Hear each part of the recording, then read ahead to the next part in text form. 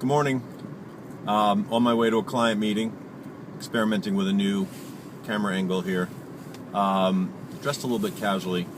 So I wanted to talk about the lily pad phenomenon.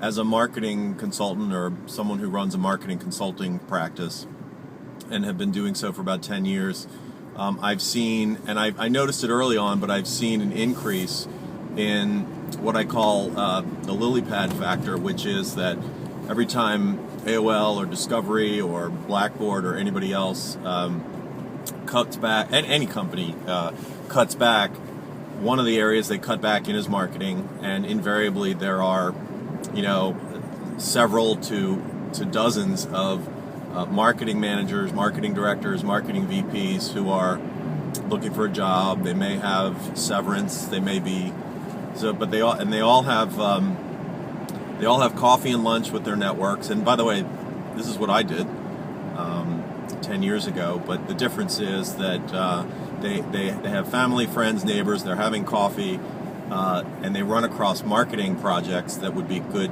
consulting gigs for them. And they say, "Okay, I'm a marketing consultant." So the lily pad comes in where they really haven't started a business. They haven't thought about process and pipeline and things like that. So it's not that they can't do a fantastic job on an individual project, but typically there's just a huge thought gap between the level of effort required to get a client or two versus the level of effort of building a business and having consistency and brand, and even things like, should you have a website? Because, when you're on a lily pad, you're kind of looking for the next thing.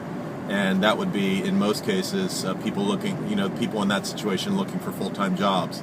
So I do run across, and I'm always happy to advise people who are looking for marketing jobs or thinking about being a consultant. So no one should hesitate ever to call me.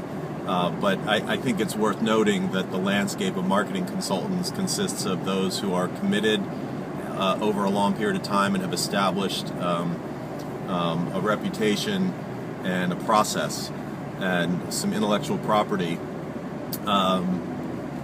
versus those who are thinking about taking on a client and may or may not be in that business for the long haul and looking at it as a business. I'll keep you posted.